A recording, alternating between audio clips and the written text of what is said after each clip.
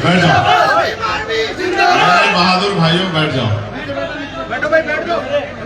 मुझे आपसे बहुत सारी बातें करनी है, बैठ जाओ। सबसे पहले तो मैं संचालक महोदय का धन्यवाद दूंगा कि उन्होंने मुझे यहाँ इस मंच पर बुलाया, और फिर मैं धन्यवाद दूंगा यहाँ के हमारे लोकप्रिय प्रत्याशी गठबंधन के भाई राजेश कुमार भायड़ा जी का। इस मंच पर उपस्थित भीम आर्मी, आजाद समाज पार्टी, राष्ट्रीय लोकतांत्रिक पार्टी के सभी सम्मानित नेतागण, मेरे साथ चल के आए भाई राज नेहरा जी, किसानों के बड़े नेता भाई पुष्पेंद्र चौधरी जी, हमारे प्रदेश के प्रभारी भाई सतपाल चौधरी जी, और राजस्थान के भावी मुख्यमंत्री भाई हनुमान जी बेनीवाल का भी मैं बहुत धन्यवाद करता हूं। ये नीमकाना की धरती पर उपस्थित विशाल जनसमूह, हमारी माताएं बहनों, नौजवान साथियों, बुजुर्गों, थारो नीमकाना की धरती पे घणो घणो स्वागत।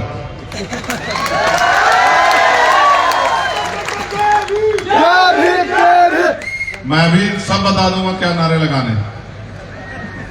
तो लोकतंत्र का पर्व चल रहा है, इसके लिए 5 साल इंतजार करना पड़ता है।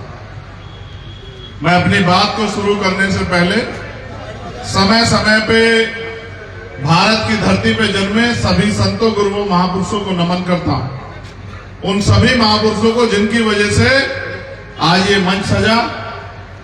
किसान, कमजोर, उपेक्षित वर्ग, हक वंचित समाज के नेता मंचों पर बैठे हैं।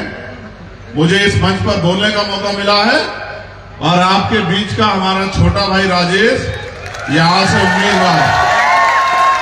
मेरे प्रिय साथियों, राजतंत्र में राजा ने जो कह दिया, प्रजा के लिए वो अंतिम लाइन होती थी, प्रजा को मानना पड़ता था। फिर राजतंत्र को खत्म हुआ राजतंत्र और लोकतंत्र आया।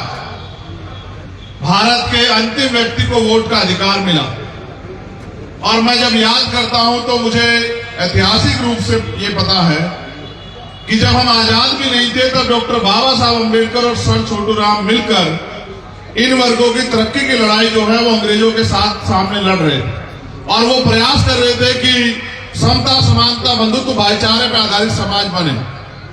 मेरे राजस्थान के प्यारे साथियों, आप मुझे इसलिए नहीं जानते कि मैं किसी नेता का बेटा हूं, मैं किसी मुख्यमंत्री का भतीजा हूं, किसी सांसद का भाई हूं, किसी विधायक का चाचा हूं, ताऊ हूं। आप मुझे सिर्फ एक बात से जानते हैं कि मैं डॉक्टर बाबा साहब अम्बेडकर, सर छोटू राम जी के मिशन का सिपाही हूं। और जब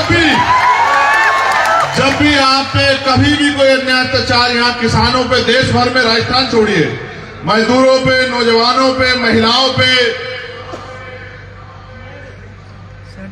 SC, ST, OBC, माइनॉरिटी के लोगों पे,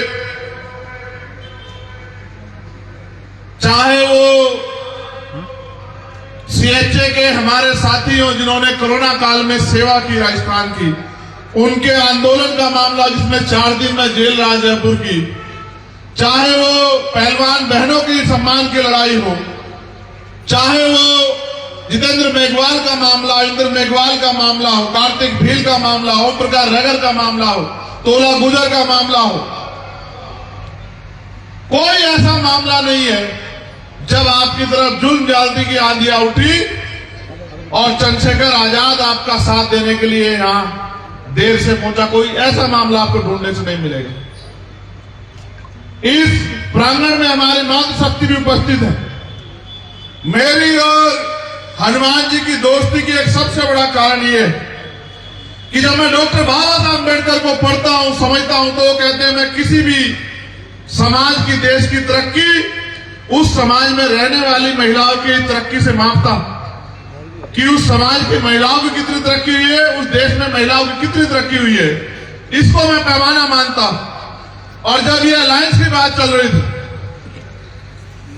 इनके अलग अलग तरह के रूप हैं। कभी ये गुस्सा होते दिखाई देते हैं, कभी ये प्यार बांटते दिखाई देते हैं, कभी ये हक अधिकार के लिए लड़ाई लड़ते दिखाई देते हैं किसानों के लिए, कभी ये जहां न्याय होता है, कमजोर वर्गों पे मूछे रखने पे, घोड़ी पे बैठने पे, उनके हक हकूक की लड़ाई में इकट्ठा खड़े दिखाई देते हैं। लेकिन जो सबसे ज्यादा जिस बात ने मेरे ऊपर असर छोड़ा वो ये थी कि बात है 1997 की, जब इसी राजस्थान के जयपुर राजधानी जो है, अगर याद हो हमारे प्यारे भाई के, अगर याद हो डीसी जेसी बोस हॉस्टल में जब जो घटना हुई, एक बहन का अपमान हुआ, रेप हुआ, और यहां के नेताओं की इतनी हिम्मत नहीं थी, बड़े बड़े नेता थे, कि कोई उस बच्ची की आवाज, उस बहन की आवाज उठा दे, उसको न्याय दिला दे। पुलिस भी ताकतवर लोगों के आगे कमजोर पड़ रही थी।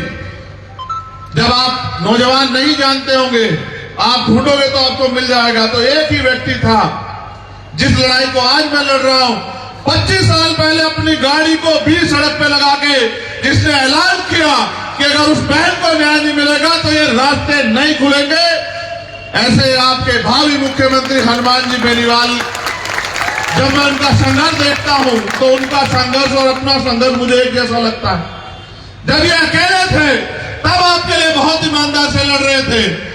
अब तो हम 1 और 11, और जब हम 1 और 11 हुए, आपने पहली बार राजस्थान में देखा होगा कि आगे स्थापित दल जिनकी सरकार है, उनको भी अपनी लिस्ट जारी करने में पसीने छूट गए। आखिरी दिन जारी कर रहे, क्यों? उसका एकमात्र कारण मैं आपको बताता हूं कि जहां एक किसान का, मेरे नौजवानों महिलाओं की आवाज है, वही हमने संघर्ष से, और मैं धन्यवाद दूंगा अपने भीम आर्मी के एक साथी का, अपने भाई का, अपने वीर योद्धा का, जिन्होंने मुझे बल दिया। उनकी एकता इतनी मजबूत है राजस्थान में, अगर ये अंगड़ाई ले जाए तो सत्ता परिवर्तन कर सकती। मैं राजेश को कब से जानता हूं, मेरे आज भी याद 2018 में थानागाजी प्रकरण हुआ, इसका जिक्र किया, और मेरे बहुत अच्छी तरह याद है। मैं यूपी से आया और रास्ते में गिरिराज और हमारे नेता अनिल जी धेनवाल वो मिले मुझे, और उस दिन जो आक्रोश था उस बहन को न्याय दिलाने के लिए, मेरे आज भी याद।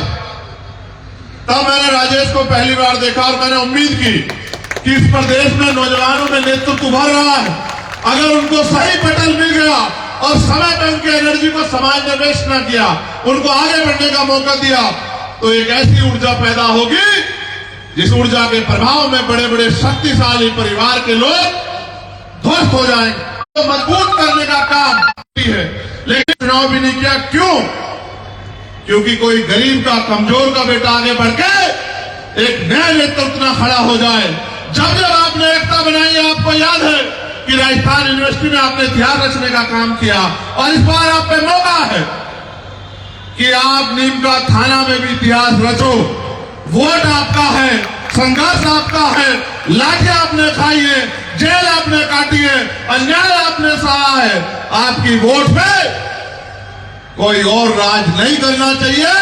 आपकी वोट से अगर किसी को ताकत मिले तो वो मेरे छोटे भाई राजेश कुमार भाईड़ा को मिले, और इतनी ताकत मिले कि वो विधानसभा में जाके आपके क्षेत्र की समस्याओं के लिए लड़ सके, आपकी समस्याओं से आपको मुक्ति दिला सके। मेरे भोले वाले लोगों, आपने कांग्रेस की सरकार भी देख ली 5 साल की, उससे पहले आपने बीजेपी सरकार भी देखी, और इतिहास हमें सीख देता है।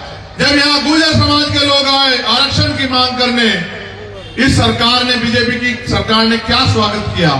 जब हरियाणा में आए क्या स्वागत किया, और 2 अप्रैल 2018 को जब आप अपने हक हकूक की लड़ाई लड़ने के लिए शेड्यूल ट्राइब के लोग सड़कों पे आए, तो मध्य प्रदेश में भाजपा की सरकार ने आपका क्या हाल किया। जब मैं आपकी लड़ाई लड़ने के लिए आया तो कांग्रेस के लोगों ने मुझे मेरे इंद्र मेघवाल के परिवार से जोधपुर में मिलने नहीं दिया, 4 बार वापस भेज दिया। जब मैं सीएसए की लड़ाई लड़ने के लिए आया जयपुर में, इन्होंने मुझे यहां से उठा के जेल भेज दिया। मैंने कभी तकलीफ नहीं समझी। लेकिन आज मैं आपको कहना चाहता हूं, अगर वास्तविकता में आप मुझसे प्यार करते हो तो फिर मुझे आपकी लड़ाई लड़ने की ताकत भी दो। एक वोट जो बोतल के चुनाव चिन्ह, जो हमारे गठबंधन का चुनाव चिन्ह है, जब नीम का थाना पे हमारे प्रत्याशी को पड़ेगी, उससे मुझे शक्ति मिलेगी। और जब शक्ति मेरे पास होगी तो मैंने जो संकल्प लिया है कि इस बार आपके बीच के भाई को, आपकी लड़ाई लड़ने वाले भाई हनुमान जी बेनीवाल को हम लोग मुख्यमंत्री बना के छोड़ेंगे, तो वो सपना तभी पूरा होगा, मेरा संकल्प, जब आप इस वोट की शक्ति से हमें ताकत दोगे। आप नारे बहुत लगाते हो, बड़ी बड़ी रैलियां कराते हो, एक दिन के कार्यक्रम पे आप हजारों की संख्या में जुटे, आपका जोश जुनून भी बहुत मजबूत है, लेकिन आप सोचो, जब तक लोकतंत्र में राजनीतिक शक्ति हमारे पास नहीं होगी, आपके जीवन में हम लोग क्या बदलाव कर सकते? ना, मेरी इच्छा है कि हर परिवार तक रोजगार पहुंचे। कैसे? क्या कांग्रेस के लोग आपको रोजगार देंगे? बताओ, क्या भाजपा के लोग आपको रोजगार देंगे? कांग्रेस के लोग तो रोजगार उनको देते हैं जिनको बस में बिठवा के पेपर लीक करवाते हैं। कांग्रेस के लोग तो गरीबों के सगे नहीं, कांग्रेस के लोग तो विधायक मंत्रियों के सगे हैं, उनके परिवार के लोगों को आगे बढ़ाते हैं। आपने कितने विधायक मंत्री, अपनी जेब को देखो। इसी राजस्थान में पानी की समस्या, इतनी जगह पे खारा पानी है, पी नहीं सकते हैं। खेती की समस्या, एक फसल एक साल बाद होती है, एक साल बाद होती है। किसान परेशान है, नौजवान परेशान है, महिलाएं सुरक्षित नहीं है। एनसीआरबी का डाटा कहता है कि यहाँ की निकम्मी सरकार के राज में बहन बेटियां सुरक्षित नहीं है। आज इस बार आपके कंधों पर जिम्मेदारी, आप अपने कीमती वोट को इसलिए मतदान करें, भारी संख्या में मतदान करें, कीमती वोट को सोच समझ के दें, क्योंकि ये आपके आने वाले, ये आपके आज के वर्तमान को और आने वाले भविष्य को सुरक्षित करने का काम करेंगी। अगर आपने, जैसा मैंने 1997 की बात आपको बताई कि जिस बहन को वो जानते नहीं थे, उसके सम्मान की लड़ाई के लिए संघर्ष किया 25 साल पहले, आप ये सोचिए, अगर ऐसे भाई के हाथ में राजस्थान की शक्ति होगी तो क्या किसी बहन बेटी पे अत्याचार हो पाएगा? क्या कोई सामंती किसी गरीब को घोड़ी से उतार पाएगा? क्या कोई किसी को मूछे रखने पे हत्या कर पाएगा? बहुत सोच समझ के हमने फैसला लिया है कि इस एकता के जरिए हम राजस्थान में समानता का राज स्थापित करें। आज तो ये राज है कि गरीब के पेट खाली है और अमीर का कुत्ता भी खीर खा रहा है। अमीर का कुत्ता भी एसी में सो रहा है, बड़ी बड़ी गाड़ियों में घूम रहा है, और गरीब के बच्चे सड़कों पे पढ़ लिख के इंतजार कर रहे हैं कि उनको कुछ मिलेगा। ये मानने से नहीं मिलेगा। लोकतंत्र है मेरे लोगों, राजनीतिक ताकत बनाओ, वोट हमारा, राज तुम्हारा, नहीं चलेगा, नहीं चलेगा, इस बात को समझो। आपके पास शक्ति है, जब आप बटन दबाओगे आपकी ताकत बढ़ती जाएगी। अगर आप किसी लालच में पड़े, किसी बातों में गुमराह हुए, किसी के बहकाव में आए, तो वही लोग राज करेंगे जो अब तक करते आए हैं, और फिर आपको भी वही मिलेगा जो मिलता है। अब ये सोचो कि वही चाहते हो जो मिलता है या कुछ अच्छा चाहते हो। अगर अच्छा चाहते हो तो दोनों हाथ उठा के बताओ कि इस बार आपका मत जो है वो आरएलपी या एसपी के गठबंधन के प्रत्याशी को मजबूती से मिलेगा, नहीं मिलेगा? दोनों हाथ उठाओ जोर से। मिलेगा नहीं मिलेगा? बताओ। मैं आपसे वादा करता हूं, इस सीट पे मेरे कंधों पे ज्यादा जिम्मेदारी है। मैं एक बार और जरूर आपके बीच आऊंगा, क्योंकि मैं चाहता हूं कि एक नौजवान, मेरा छोटा भाई, यहां से आगे बढ़ के जाए और यहाँ की जनता की सेवा करे। आपने मुझे सुना, इसके लिए बहुत बहुत धन्यवाद। और मीडिया के लोग ये सवाल जरूर पूछेंगे, अगर आपकी सीटें आएंगी तो आप कांग्रेस के लोगों को मुख्यमंत्री बनाओगे या भाजपा के लोगों को? मैं उनको भी कहना चाहता हूं, बहुत दिन हो गया मैं बनाते हुए, ठगते हुए, लूटते हुए। अब हम लूटने वाले नहीं है, हम पे नेता भी है, हम पे झंडा भी है, हमारा डंडा मजबूत है। हम जितने हमारे विधायक जीतेंगे उनका एकमात्र लक्ष्य ये होगा कि भाई हनुमान जी बेनीवाल मुख्यमंत्री बने, किसान का बेटा कुर्सी बैठे और आपकी तरक्की के रास्ते खुले। बहुत बहुत धन्यवाद। जय भीम, जय भारत, जय मंडल, जय जोहार और जय